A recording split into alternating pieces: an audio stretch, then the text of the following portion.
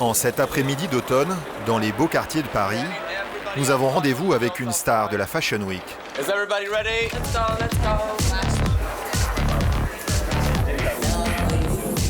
Pour l'admirer, même les people sont de sortie. Il est de toutes les conversations et de tous les défilés. Accroché au bras de ses filles de rêve, soulignant leur taille ou couronnant leur front, c'est de lui qu'elles sont toutes folles. Cuir. C'est vrai? Oui. Toutes les femmes, de tous âges d'ailleurs, et de tout style, a son blouson en cuir noir. Pourquoi? Parce que c'est juste cool, quoi. Puis c'est un côté un peu sauvage, un côté un peu Amazon, un peu aventurière, un peu la fille en moto, quoi. La mode est au blouson noir, mais aussi à la couleur, et même à l'imprimé. Cette saison, tout est bon pour vendre du cuir. On a fait des mini-jupes en cuir imprimé, les souliers en cuir imprimé, évidemment les sacs, les pochettes en cuir imprimé aussi.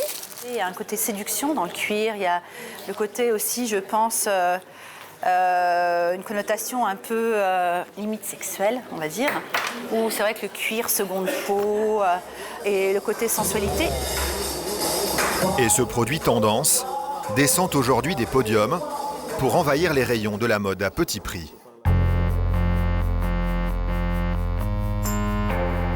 Le cuir s'est démocratisé. Les tarifs sont en chute libre. Mais à quel prix? Nous avons remonté les filières de cette industrie, l'une des plus toxiques de la planète, jusqu'au Bangladesh. À la rencontre de ces forçats de la mode, qui payent parfois de leur vie le droit de tanner les sacs et les chaussures des consommateurs européens.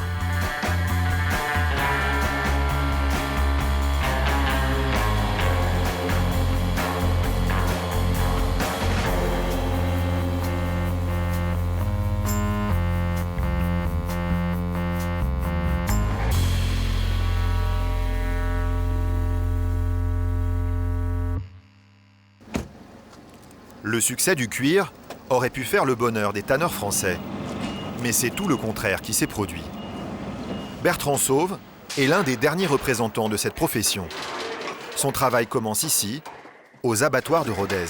On vient récupérer les cuirs selon les catégories qui nous intéressent. Principalement, c'est les vaches et les veaux au Nord-Aveyron. Les peaux qui l'intéressent sont entreposées dans l'atelier de salage. Elle est pour nous, celle-ci, oui, avec les étiquettes. On est principalement là sur Aubrac et Limousine. La robe, elle est là, il n'y a pas de défaut vert. Donc là, apparemment, le cuir est correct. Son problème, c'est que depuis 2008, le prix de cette matière première a explosé. 1 kilo de cuir coûtait à peu près 1 €. Et aujourd'hui? Je parle des gros bovins, hein. On parle des vaches, là, principalement. Et aujourd'hui, on est à 2 €. Donc ça a carrément... Ça a doublé. Ça a doublé. Et pourquoi c'est aussi cher aujourd'hui, alors? Parce que la demande est plus forte que l'offre. Donc c'est un marché qui est spéculatif. Est-ce que c'est pas lié au fait qu'on abat moins aussi avec la crise? Il y a peut-être un peu moins d'abattage parce que la demande en viande est plus faible, mais... La crise? Oui, c'est vrai. Parce qu'1 kilo de viande, aujourd'hui, ça coûte aussi. La crise, mais aussi le succès du cuir, ont fait flamber le cours de ces peaux. Et ces dernières années, pour les tanneurs français, tous les coûts de production ont augmenté. Bertrand Sauve a du mal à faire vivre sa tannerie. Il y fabrique pourtant un cuir réputé et de très bonne qualité. Vous voyez tout de suite, et même en tirant, il n'y a pas de griffe, il n'y a rien. Il n'y a pas un seul défaut naturel. Pour passer des peaux brutes à ces produits finis, le tannage ce n'est en fait que de la chimie. Dans ces grands cylindres, le processus dure plusieurs jours. Il faut épiler, dégraisser et renforcer les peaux à l'aide d'une longue liste de produits, comme des enzymes, de l'acide, mais surtout du chrome.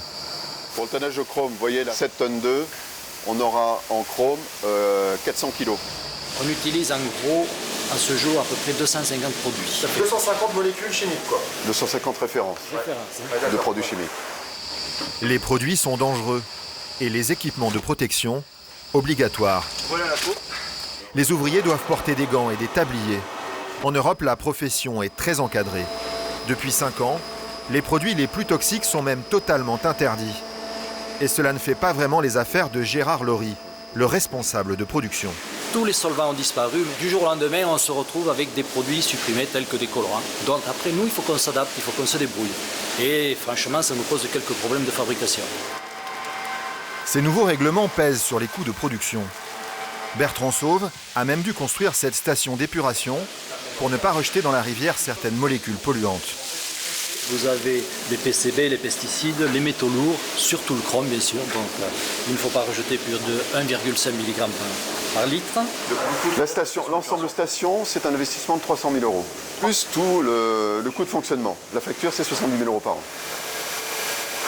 Avec toutes ces contraintes, fabriquer du cuir en France coûte cher, très cher. Et les tanneurs français ont de plus en plus de mal à trouver des clients face à la concurrence internationale.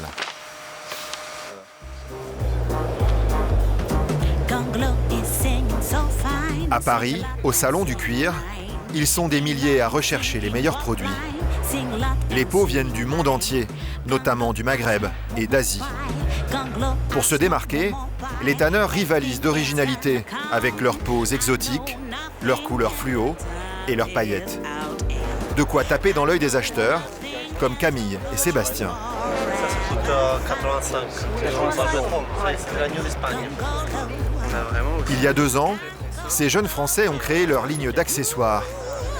Des chaussures vendues 200 €. Et ces sacs réversibles. C'est un sac d'ordi, mais il y a vraiment 2 dégaines complètement différentes. Pour leur nouvelle collection, il leur faut un cuir de qualité et ils sont très intéressés par les peaux de Bertrand Sauve. Il faut que ça résiste à la rayure, à la goutte d'eau, et pas que ça dégorge sur les vêtements clairs, sans altérer, je dirais, la qualité du produit. C'est un cuir naturel mais perforé, et ça permet effectivement... Des articles un peu plus fantaisie. Moi je trouve que c'est super. Nous, ce qu'on veut comme matière, c'est des cuirs avec du caractère. Reste à parler du prix. Et là, on est des prix entre 80 et 100 € le mètre carré. D'accord. Voilà le prix moyen. Nous, on ne pourrait pas travailler avec 90 € le mètre carré. C'est très cher, c'est vraiment du haut de gamme. C'est les plus belles matières du marché. C'est les plus belles matières du marché. On parle de veau, on parle de tannage végétal, on parle de fabrication française. On est plutôt sur le bijou. Impossible pour eux de dépasser 25 € du mètre carré. La cote exacte. Sur ce stand, ils n'achèteront que les lacets de leurs chaussures. À patiner peut-être. Pour le reste, ils vont tenter leur chance à l'autre bout du salon, chez ce tanneur pakistanais. Nos cuirs coûtent entre 16 et 30 $ le mètre carré. Ça vous tenterait à la limite un cuir comme ça?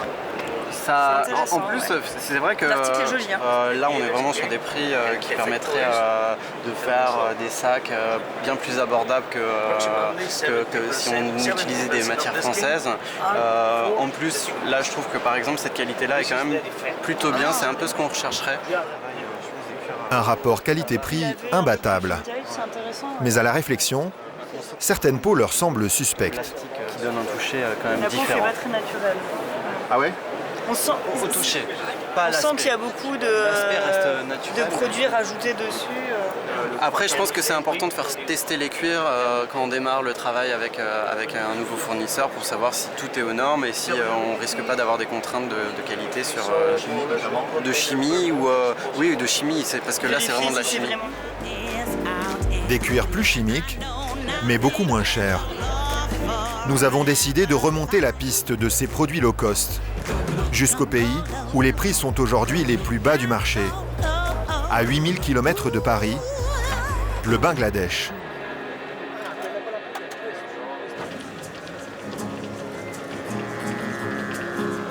Dhaka, la capitale, et ses 16 millions d'habitants. On y trouve l'une des main-d'œuvre les moins chères du monde. La grande distribution y fabrique déjà depuis 15 ans la plupart des jeans et des t-shirts vendus en Europe. Aujourd'hui, elle y achète aussi ses sacs et ses chaussures. En 5 ans, le pays a presque doublé ses exportations de cuir. Nous avons rendez-vous avec Emmanuelle, une Française qui a travaillé ici dans un bureau d'achat pour des marques bien de chez nous. Il y en a beaucoup beaucoup H&M, Zara, Carrefour, Monoprix, Ocadi, Pimki, je dirais l'ensemble des franchisés, enfin peut-être pas, on va dire bas, moyen de gamme, sont implantés, produisent au Bangladesh. Emmanuelle était chargée de négocier avec les fournisseurs locaux. Aujourd'hui, elle dirige sa propre marque de commerce équitable. Avec elle, nous nous faisons passer pour des acheteurs et nous nous rendons chez un fabricant local équipé d'une caméra cachée. À l'intérieur de l'usine, 200 employés fabriquent des chaussures et des sacs en cuir. Pour nous convaincre d'acheter chez lui, le patron exhibe les nombreuses marques occidentales avec lesquelles il affirme travailler. H&M, La Redoute et même un symbole du Made in France, Armor Luxe. Ça c'est Mellow Yellow. Ça c'est André. Et ça c'est les 3 Suisses. Et pour satisfaire ces donneurs d'ordre occidentaux, une seule règle, il lui faut produire moins cher que la concurrence. Les acheteurs occidentaux, ils tirent sur la corde. Ça fait 20 ans qu'ils achètent ici. Et ils vont d'une usine à l'autre pour toujours travailler avec les moins chers.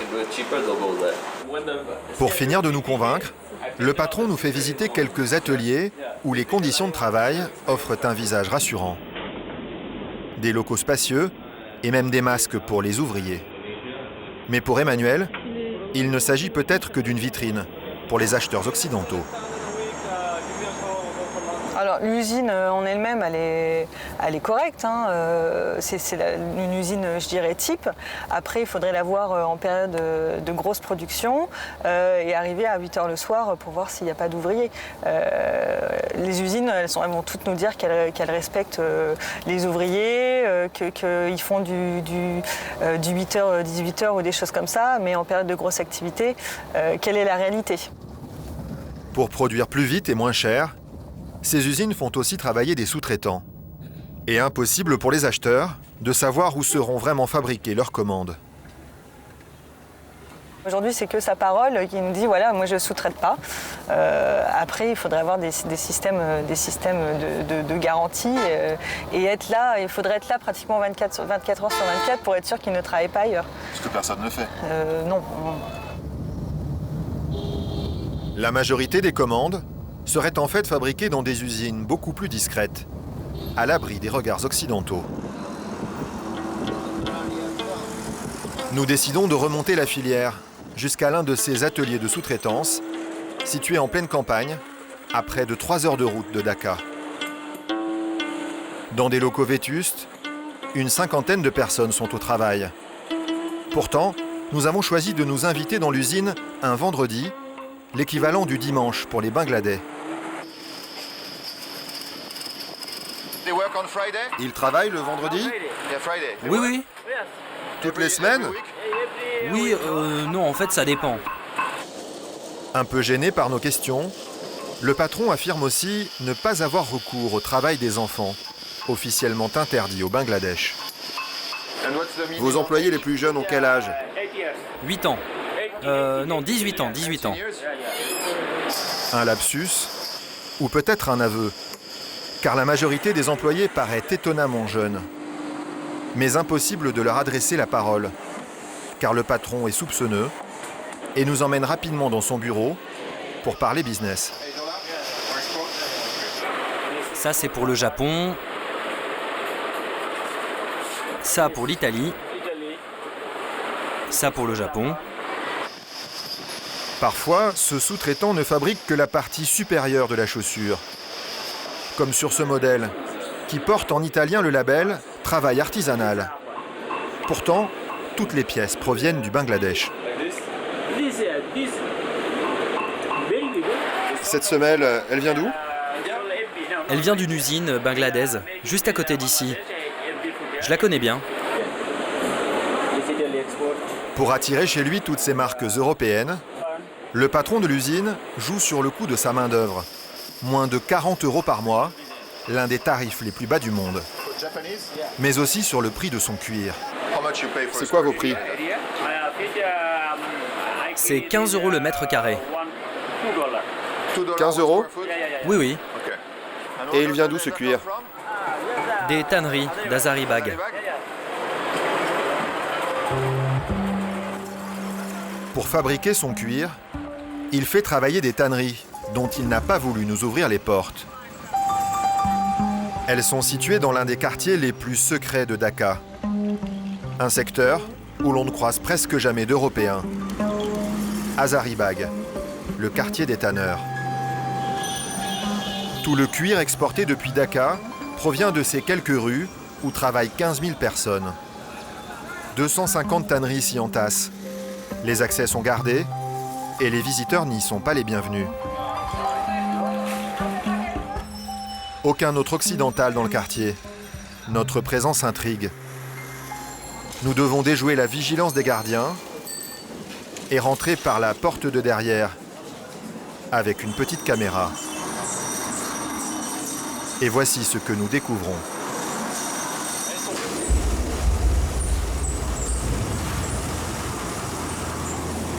Par plus de 50 degrés, dans des tanneries hors d'âge, ces hommes travaillent les peaux.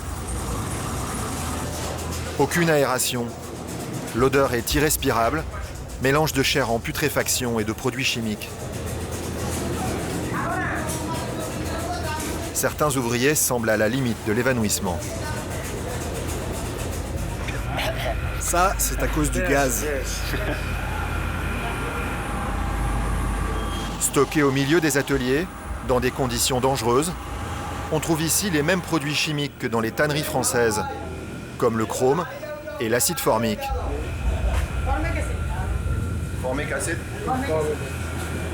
Mais il y a aussi tous les autres, aujourd'hui interdits en Europe, qui servent à tanner plus vite et moins cher, comme les solvants.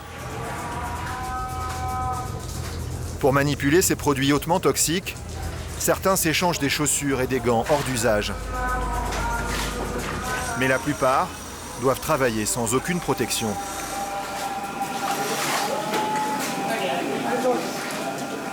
Les douleurs rongent la peau et les poumons des travailleurs. Après une journée de travail, nous avons tous des problèmes pour respirer. Et nous avons aussi la peau qui gratte en permanence. Wahab et Rajib exercent l'un des métiers les plus dangereux, la teinture. Pour fixer les couleurs, les tanneries utilisent encore du mercure, un produit interdit en Europe depuis plus de 20 ans. En contact avec leur peau, il pénètre dans leur organisme, où il intoxiquera peu à peu chacun de leurs organes. Nous, on est là pour travailler dur. On n'a pas le choix, c'est notre devoir pour nos parents. Vous savez ce qu'il y a dans cette teinture? Non, on ne sait pas. Les travailleurs n'ont aucune information sur les produits qu'ils manipulent. Nous faisons la connaissance d'Abdul Halim, 22 ans. Lui aussi patauge toute la journée dans un bain chimique dont il ignore à peu près tout. Tu sais ce qu'il y a là-dedans? Des produits chimiques? Tu sais lesquels? C'est de la teinture, pour le cuir. Au début, j'avais du mal à supporter l'odeur. Mais maintenant, je me suis habitué. Pour ce travail dangereux, il est payé au salaire minimum, environ 30 € par mois. Certains ouvriers commencent à trouver notre présence suspecte. Il est temps pour nous de partir. Abdul Halim accepte que nous l'accompagnions jusque chez lui. Comme tous les employés des tanneries, il vit dans l'un des bidonvilles qui entourent Hazaribagh. Voilà. C'est là que j'habite. Ses revenus ne lui permettent pas de louer seul son propre logement. C'est combien ton loyer? 2500 taka. 2500 taka, 25 €. Pour combien de pièces? Pour une seule. Je vais ici avec la famille de mon frère. Mais comme il n'y a pas vraiment de place pour moi, en général, je dors là-bas dans la tannerie. À l'écart de la tannerie, loin du regard de ses collègues et de son patron, il est l'un des seuls à avoir accepté de nous raconter la réalité de son travail. Tu commences à quelle heure? 6 h du matin. Et je finis à 6 h du soir. Et tu as un jour de repos dans la semaine? Non, non, aucun jour de repos, hein, pas de vacances. La loi bangladaise fixe pourtant à 48 heures la durée du travail et prévoit un jour de repos par semaine. Mais ici, loin des usines que visitent les acheteurs occidentaux, elle ne s'applique pas. Tu as un contrat?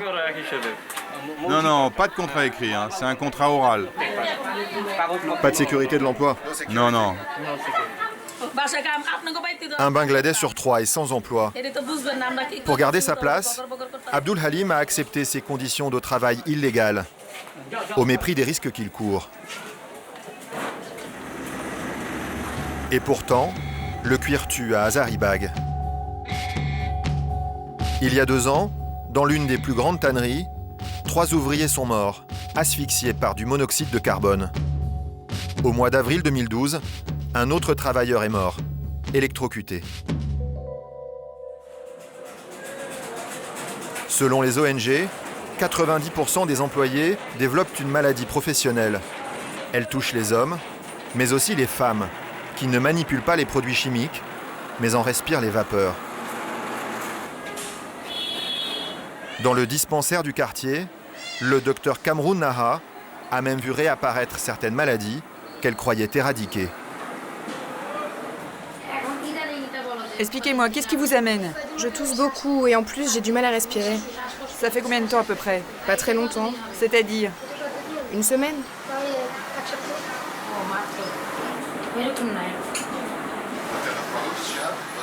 Elle a de la fièvre et elle tousse. Les symptômes de Shilpi, 19 ans, lui mettent la puce à l'oreille.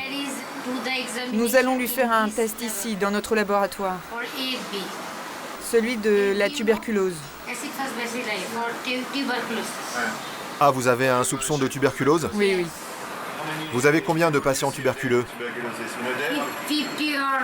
Entre 40 et 50 patients réguliers.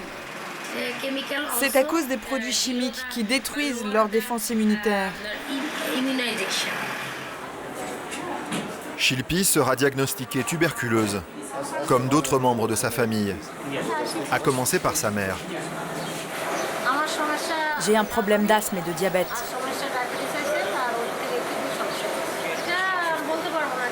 Et à cause de cette fumée, j'ai aussi cette maladie dans les bronches. Peu de statistiques existent sur le désastre sanitaire d'Hazaribagh.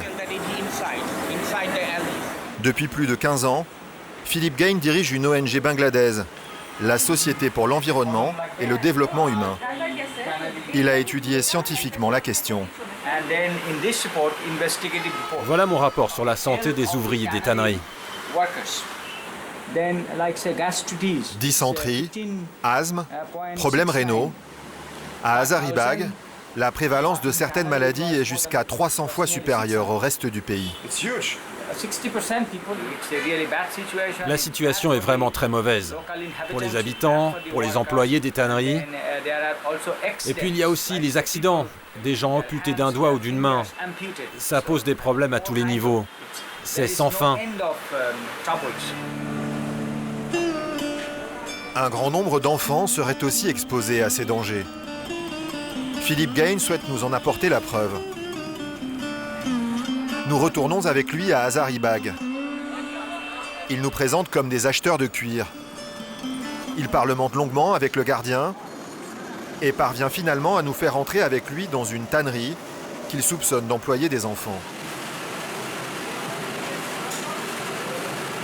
Nous y faisons la rencontre de Charmine, 14 ans, mais aussi de Noupour, 15 ans, et de leur cousin Shorob, tout juste 12 ans.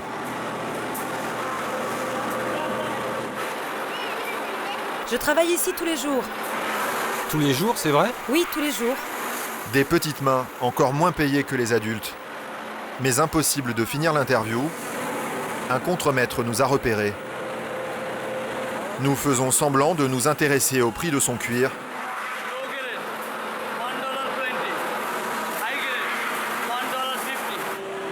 Puis il nous faut rapidement quitter les lieux.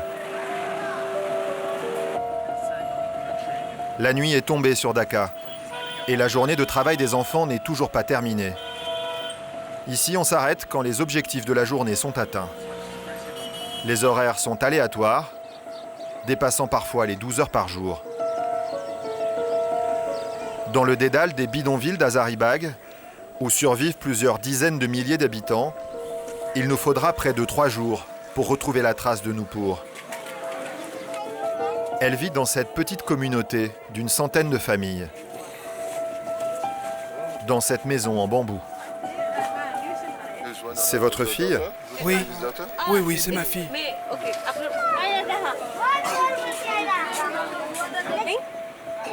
Avec Nupur, ils sont 7 à vivre dans cette cabane. Le père est sans emploi. Nupur et sa sœur doivent travailler pour nourrir la famille. Avant elle, Kulsum, leur mère, travaillait aussi dans une tannerie. Mais elle a été licenciée du jour au lendemain. La famille s'est trouvée sans ressources. Kulsum a finalement retrouvé un emploi de femme de ménage. Avant, moi aussi, je travaillais dans une tannerie. C'était la tannerie numéro 5, là-bas. C'était une entreprise italienne. Mais un jour, elle a fermé, et puis on m'a dit de partir. Pour aider sa famille, Nupur a donc pris la relève. Elle a dû quitter l'école il y a plusieurs années. Comme l'immense majorité des enfants qui vivent ici, elle n'a même pas eu l'occasion de finir l'équivalent de l'école primaire. Tu ne vas pas à l'école? Non, je n'y vais plus. Tu as arrêté à quel âge? En CM2, quand j'ai quitté mon village. Et tu sais quel âge tu avais? Non, je ne me souviens plus. J'étais grande à peu près comme elle.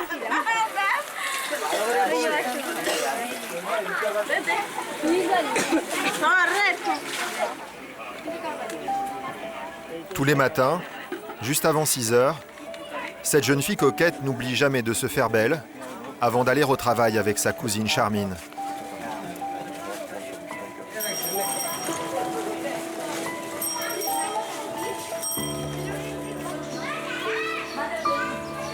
Deux copines insouciantes à qui on a déjà retiré le droit de rêver à une vie meilleure. Tu voudrais faire quoi dans la vie? Allez, dis-lui. Allez, vas-y, dis-lui. Quand j'étais petite, j'ai appris la danse et je rêvais de faire du cinéma. Et tu ne veux pas continuer? Tenter ta chance? Non, je sais danser, mais aujourd'hui, pour moi, tout ça, c'est plus possible.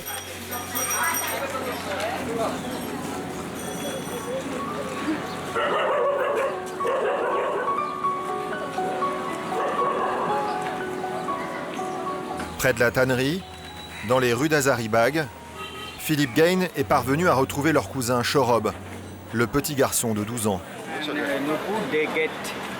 Nupur est payé 25 € par mois. Et Shorob, seulement 21 €.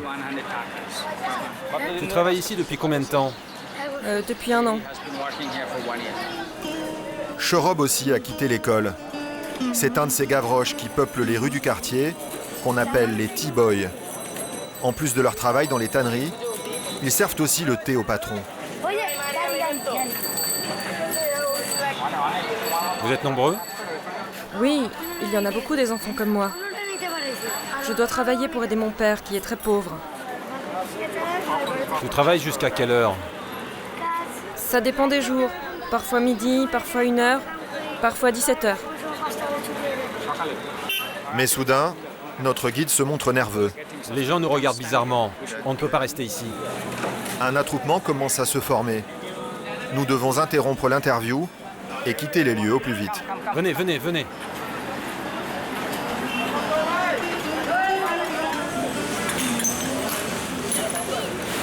Ceux qui s'opposent aux intérêts des tanneurs sont en danger dans le quartier.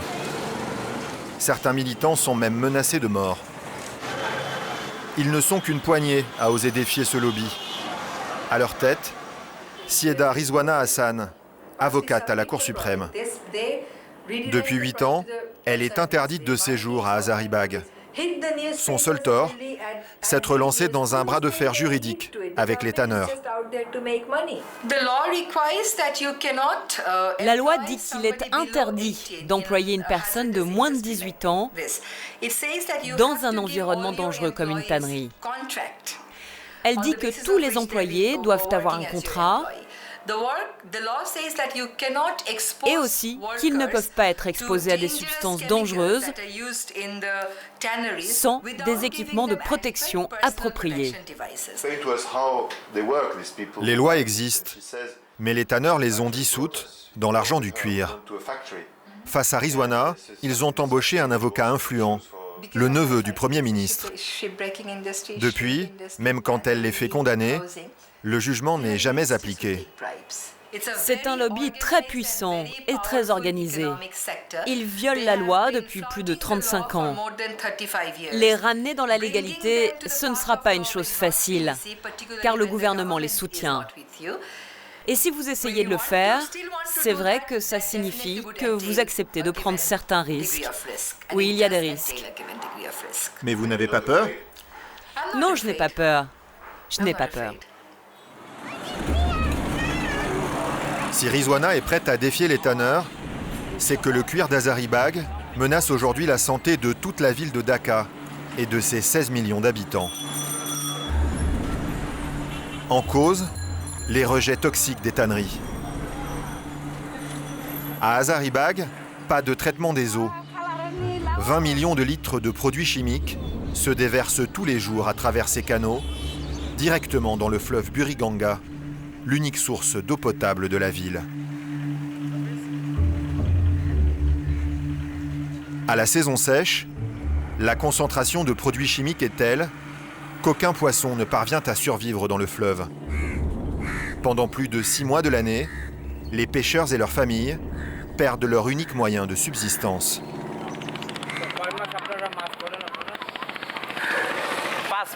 Moi, je ne travaille que 5 mois par an. Pendant 7 mois, on arrête de travailler, car l'eau est trop polluée par les tanneries. C'est à cause de tous ces déchets qu'ils rejettent là-bas. Ça détruit le fleuve et ça nous achève. Et la pollution augmente chaque année. Aujourd'hui, ce pêcheur parvient à peine à nourrir sa famille. Aujourd'hui, on vit dans la misère, alors qu'il y a une dizaine d'années, on vivait bien. On pouvait gagner jusqu'à 12 000 takas par mois avec la pêche, 120 €. Et maintenant, la moitié de l'année, on est sans ressources, dès que la pollution se propage, à la saison sèche.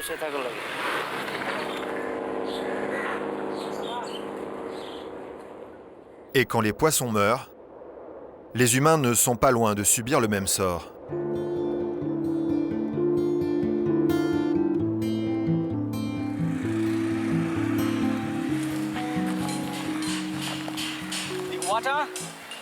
Vous voyez, l'eau coule, mais elle est chargée de toutes sortes de détritus. Là, il y a une tannerie. Et là, c'est un immeuble d'habitation. Il y a des gens qui vivent là et qui sont exposés aux odeurs et aux émanations toxiques.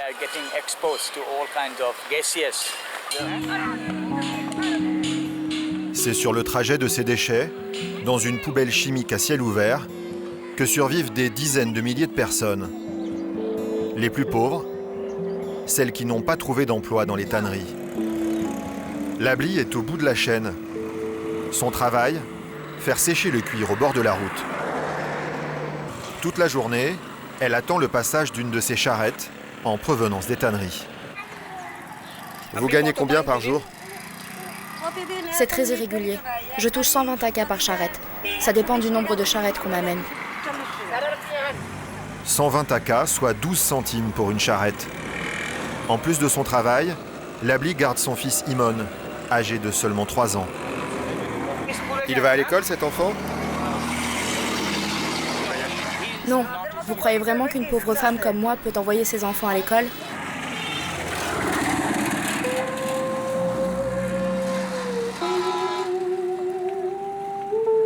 Labli ne vit plus avec son mari.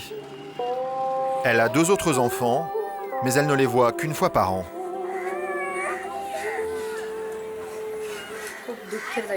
J'ai une vie très dure. J'ai 3 enfants et un seul vit avec moi.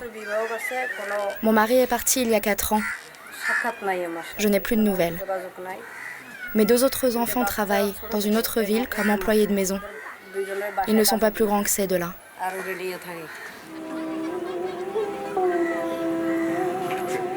Le regard sombre et les traits tirés, Labli n'a que 28 ans.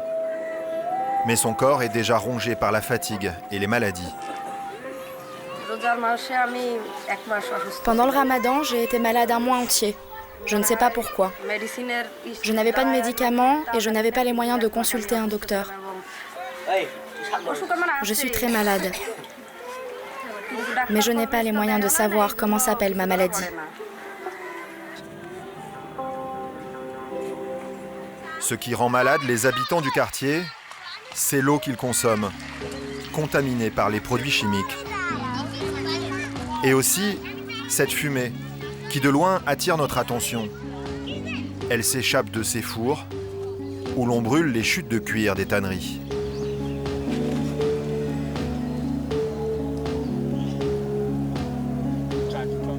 Et le cauchemar ne s'arrête pas là. Ces restes de cuir sont ensuite bouillis dans ces grandes cuves, avec d'autres produits chimiques. Tu as rajouté quoi là-dedans? De l'acide made in Bangladesh. Cette gelée nauséabonde sera ensuite revendue, achevant d'une manière stupéfiante le cycle du cuir. C'est pour nourrir les poissons et les poulets.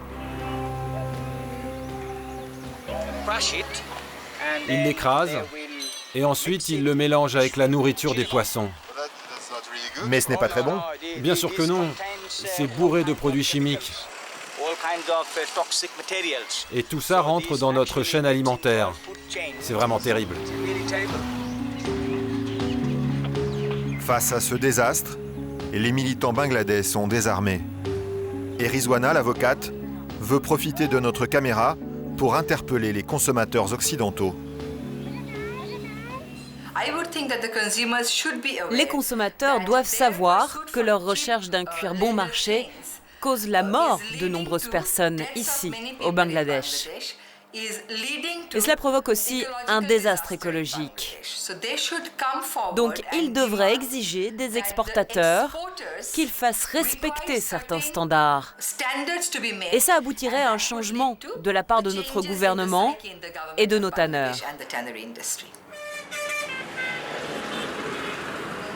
Pour informer les consommateurs, des militants européens ont décidé de se mobiliser. Nous retrouvons Emmanuelle, l'ancienne acheteuse. Elle travaille désormais avec une association française, Éthique sur l'étiquette. Avec elle, nous faisons la rencontre du correspondant local de cette ONG, Khorched Alam. Enchantée. Naïla m'a beaucoup parlé de vous. Donc je viens voir avec vous comment mon expérience d'acheteuse peut vous être utile. Il semble que le cuir se développe très vite au Bangladesh. Alors dites-moi ce que je peux faire pour vous. D'abord, j'apprécie vraiment votre soutien moral. Depuis 20 ans, Khorched Alam tente de convaincre le gouvernement bangladais d'agir contre le lobby des tanneurs. En 2003, après des années de lutte, il a bien cru avoir gagné la partie. Il a obtenu du gouvernement une décision qui aurait pu tout changer. Pour nous l'expliquer, il nous emmène à une trentaine de kilomètres de Dhaka, en rase campagne.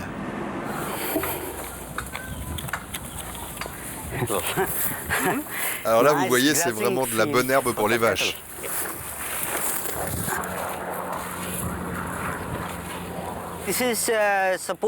Ça, c'est censé être le nouveau site pour les tanneries d'Hazaribagh. Elles étaient censées déménager ici. Depuis 10 ans, l'État a donné aux tanneurs ce terrain de plusieurs hectares. Il l'a même loti et équipé aux frais du contribuable. Tout est prêt. Il y a l'eau, l'électricité.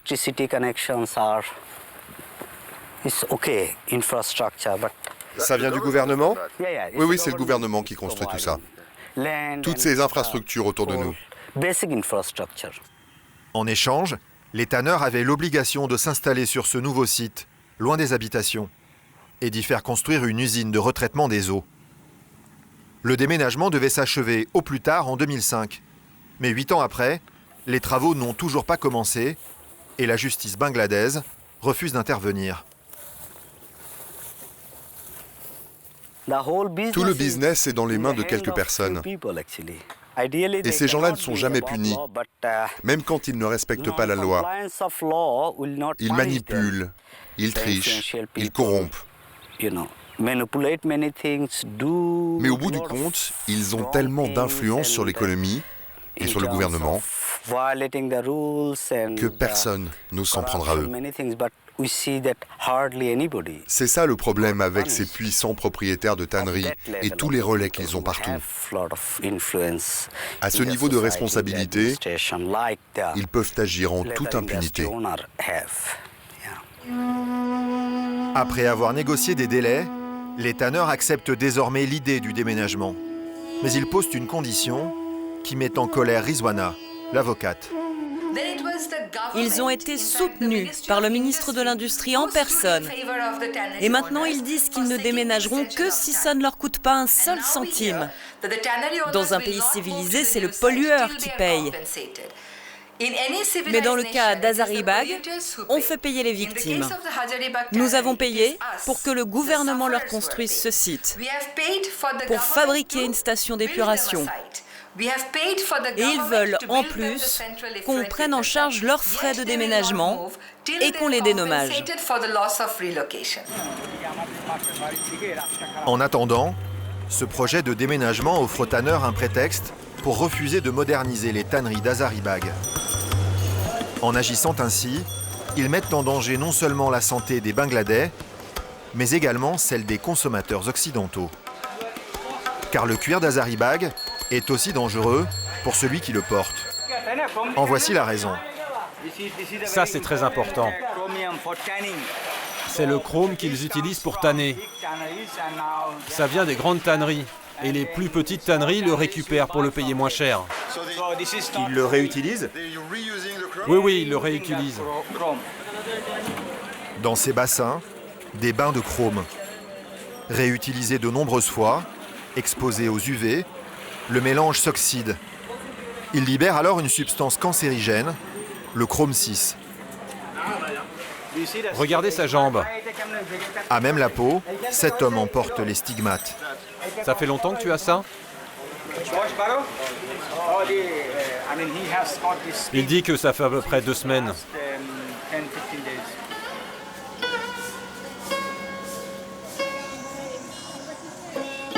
Fixé sur les cuirs, le chrome 6 voyage ensuite jusqu'à l'autre bout du monde. Dans ces milliers de containers qui débarquent tous les jours en Europe, les sacs et les chaussures tannés au Bangladesh et dans certains autres pays d'Asie menacent la santé des consommateurs.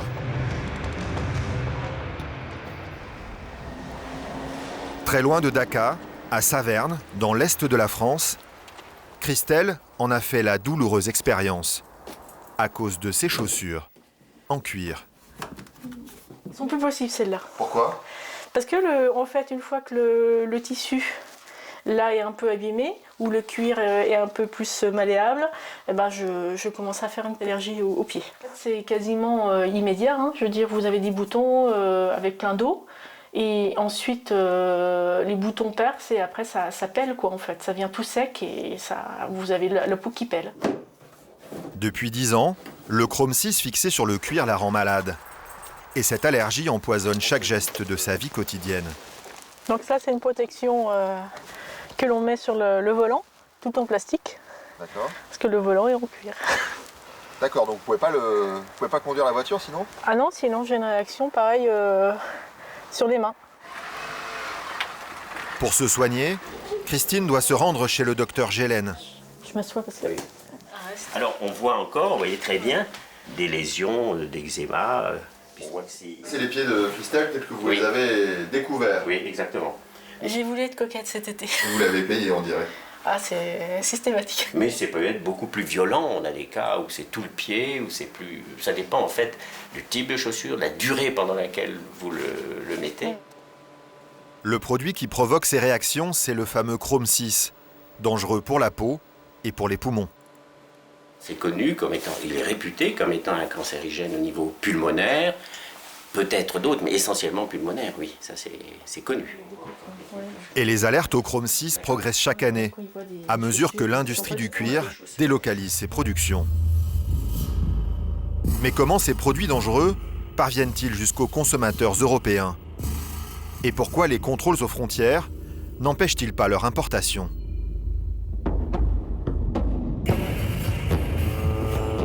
Dans le port de Hambourg, 10 millions de containers débarquent tous les ans sur le sol européen, en provenance du monde entier. Plusieurs fois par semaine, Thorsten Olech arpente les docks. Et il n'oublie jamais son masque à gaz. Ce jour-là, ce chimiste de l'université de Hambourg s'intéresse particulièrement à ce container de chaussures, en provenance d'Asie. Il vient y effectuer des prélèvements avec cette petite sonde. Ah, il y a quelque chose là. Presque 20% des containers importés contiennent des substances dangereuses. Et 2% environ sont tellement contaminés que vous êtes totalement intoxiqué si vous y pénétrez. Dans ce cas, il nous faut porter un équipement, un masque à gaz comme celui-là, pour nous protéger. Thorsten est mandaté par les entreprises de logistique du port et par le bureau du travail de Hambourg pour mesurer la toxicité des containers. Sa mission est d'empêcher la contamination des employés qui vont devoir les ouvrir. Une fois qu'on a prélevé l'échantillon, on le place ici. Grâce à cet appareil, un spectromètre, il peut détecter les substances chimiques présentes dans l'atmosphère du container. Maintenant, il n'y a plus qu'à attendre. Ah voilà, ça c'est une substance toxique qui contient du chlore. Et toute personne qui rentre dans ce container, et même plus tard, dans le magasin qui vendra ses chaussures, sera en contact avec ce produit chimique. Pour prouver la présence de chrome 6, il lui faudrait en plus effectuer des prélèvements de cuir directement sur les chaussures et les envoyer à un laboratoire. Une opération trop longue et trop coûteuse, car Thorsten est débordé par le nombre de containers qu'il faudrait contrôler. Moins de 1% des containers importés sont contrôlés. Il y a une grande proportion qui échappe à tout contrôle chimique. 99%? Beaucoup plus de 99%. Ça veut dire que tous ces containers entrent en Europe sans le moindre contrôle? Exactement. C'est ça la situation. Parce que celui qui ne veut pas connaître la réponse ne pose même pas la question. Dans ce combat perdu d'avance, Thorsten Olech manque cruellement de moyens. En l'absence de volonté politique, lutter efficacement contre l'importation de cuir contaminé coûterait tout simplement trop cher aux autorités européennes. Il y a toujours une sorte de conflit entre l'aspect économique et la protection des consommateurs. En Europe aujourd'hui, la dimension économique passe avant tout le reste, pour le dire simplement. Ça veut dire que ma santé passe après l'économie? Exactement. Une fois admis dans l'espace européen, le cuir toxique circule librement d'un pays à l'autre.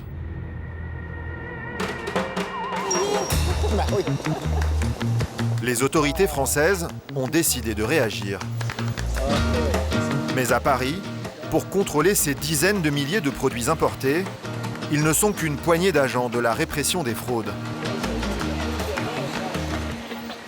Monsieur, bonjour. Nous sommes tous les deux des services de la concurrence, consommation et répression des fraudes de Paris. Et nous intervenons pour réaliser un contrôle. En France, Les fabricants ne sont pas obligés d'indiquer l'origine géographique d'un vêtement. Impossible pour ces agents de savoir quelle chaussure provient d'un pays à risque. Le cuir peut avoir été, je dirais, fabriqué au Brésil, importé par quelqu'un qui est en Italie, qui le revend par la suite à un importateur introducteur qui est en France, et cet importateur introducteur le revend à un fabricant de chaussures en France. Et ça, on ne peut pas remonter la filière comme ça. Ils ont donc décidé de prélever au hasard 50 paires de chaussures dans toute la France et à tous les prix pour évaluer les risques que le chrome 6 fait courir aux consommateurs. Nous avons l'intention de réaliser un prélèvement pour cette chaussure afin de vérifier qu'il n'y a pas de traces de colorant azoïque ni de chrome. Oui, ce sera mis sous scellé. Mis sous scellé, les échantillons sont immédiatement transmis au laboratoire de Massy, spécialisé dans l'analyse des vêtements toxiques. Cécile Rétaux est chimiste. C'est elle qui va mener l'enquête. Avec son collègue Francis Bourgogne, elle cherche les chaussures qui dépassent 3 mg de chrome par kilo. C'est le seuil dangereux. Pour ça, ils mettent le cuir en contact avec un produit chimique dont la couleur change en présence du chrome 6. La solution devient déjà rose. Et ça, le fait qu'elle devienne rose, ça veut dire qu'il y a du chrome 6. Et si c'est devient rose au bout de 30 secondes, ça veut dire qu'il y en a beaucoup. Parce que normalement, ça se développe, il faut un quart d'heure à peu près pour plier la chaussure. Mais ça serait... La chaussure rouge atteint 44 mg de chrome 6, très au-dessus du seuil dangereux de 3 mg. Et ce n'est pas la pire. Celle-là, c'est une ballerine pour enfants. Et là, on a trouvé une très grosse quantité, puisqu'on en a 120. On a trouvé 120 dans cette semelle pour une ballerine. C'est 40 fois plus. C'est énorme. Sur les 50 chaussures testées, les services de la répression des fraudes ont repéré 20 produits dangereux. Une proportion qui les inquiète. Il y a plus de 40% des chaussures évidemment, pour lesquelles il y avait du cuir intérieur, qui ont été conclues dangereuses. Plus de 40%? Oui, plus de 40%. C'est une proportion énorme. C'est énorme, oui. Les autorités françaises ont retiré de la vente ces 20 lots de chaussures toxiques. Une goutte d'eau. Aujourd'hui, en Europe, importer des cuirs infectés au chrome 6 n'est pas illégal. Et des milliers de produits dangereux continuent de circuler librement à l'intérieur de nos frontières.